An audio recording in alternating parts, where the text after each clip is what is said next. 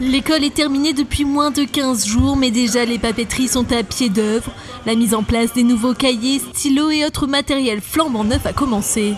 Nous avons commencé les mises en rayon depuis mi-juin en fait, donc c'est très tôt.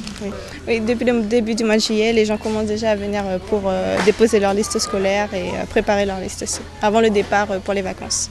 Dans les rayons, les visages sont détendus, les parents profitent des allées quasi désertes du magasin pour choisir, comparer et se faire conseiller sans stress. J'ai en profité parce que on avait d'autres choses aussi à faire sur Cayenne, donc directement on est venu avant la rentrée parce qu'après c'est rempli de monde et des fois on n'a pas vraiment le temps. Pour éviter la foule de fin d'année et puis pour être sûr en fait de tout trouver pour la rentrée. Dans les grandes surfaces, quelques rares clients commencent timidement à acheter de quoi remplir les cartables. Comme ça, on est sûr de trouver ce qu'on a vraiment besoin. Je me suis rendu compte qu'il y avait beaucoup d'articles qu'il n'y avait plus et que c'était un petit peu difficile après de se les procurer. Mais pour certains, c'est encore trop tôt. Il faut le temps déjà de s'habituer aux vacances avant de penser à la rentrée. Je passais juste, j'étais venue faire mes courses et du coup je suis tombée sur l'agenda, du coup j'ai décidé de l'acheter. Mais sinon je n'étais pas venue pour acheter des fournitures scolaires, non. Au milieu des trousses et des agendas, on compte presque plus de salariés que de clients. Mais pour le mois d'août, les employés s'attendent à une grande affluence. L'équipe en charge des fournitures scolaires passera de 6 à 20 personnes. Ils sont au nombre de 7 et ce sont les premiers diplômés d'encadrants techniques d'insertion du département. C'est avec fierté, après de longs mois de travail, qu'ils ont reçu leur titre professionnel ce matin. Je suis très ému d'avoir reçu ce titre.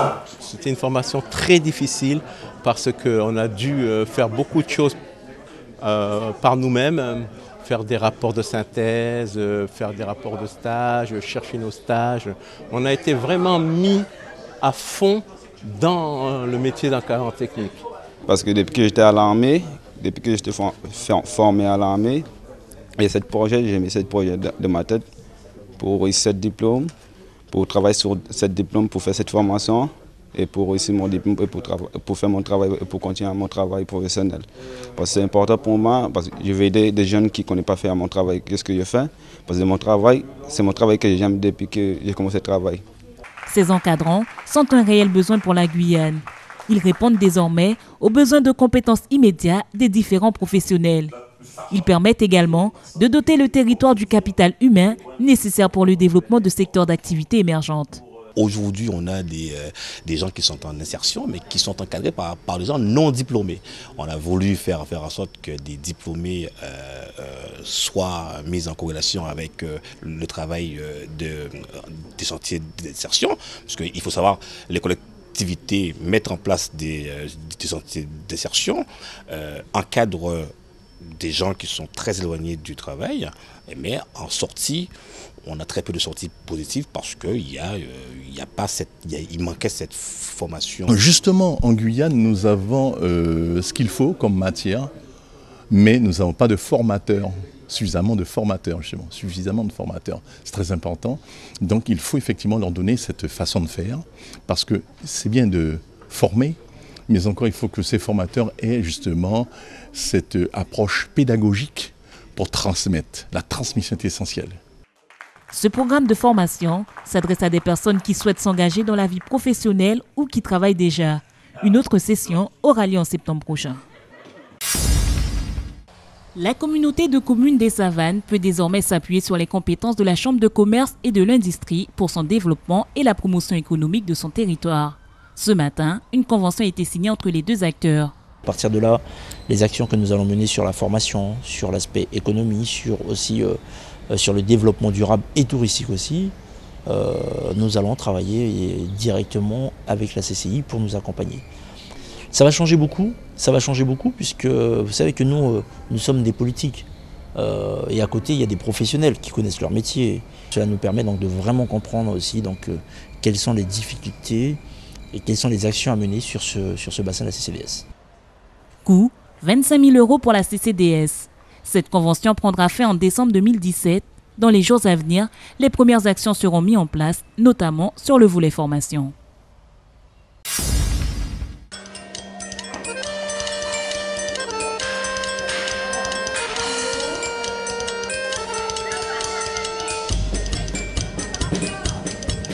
Jonglerie, équilibre sur boule, fil, rollabola ou encore monocycle. Bienvenue au Marmaille Circus.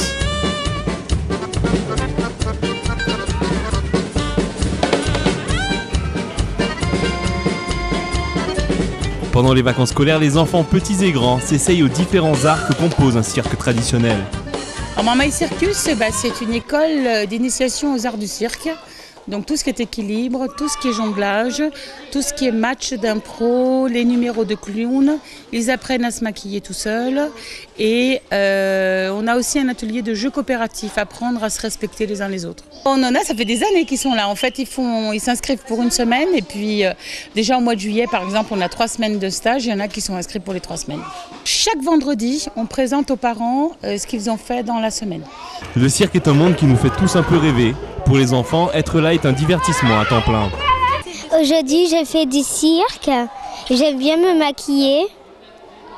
Et aussi, mes parents aussi sont heureux quand je me maquille. J'aime bien faire de la boule, des bolas, du fil, du sketch, enfin du théâtre.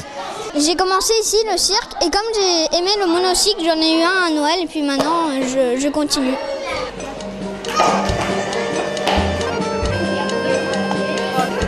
Depuis 15 ans, les stages des arts du cirque donnent une autre saveur aux vacances des écoliers guyanais.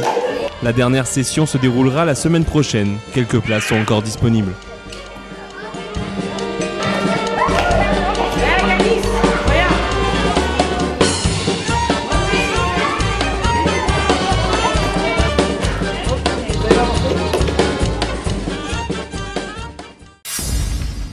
Troisième lancement d'Ariane 5 de l'année. Une fois de plus, parents et enfants se sont rendus place des Amandiers à Cayenne pour regarder le décollage de la fusée sur écran géant.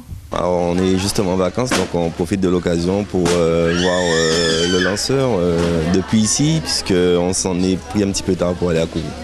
J'en rêve depuis que je suis toute gamine et là je suis très contente de pouvoir enfin voir un décollage. On vient d'arriver en Guyane et c'est le premier décollage auquel on peut assister et on est très content. C'est intéressant de voir sur le grand écran puisqu'on n'a jamais vu la fusée en vrai. Comme vous pouvez le voir derrière moi, tous s'attendent avec impatience le décollage de la fusée prévu à 18h42.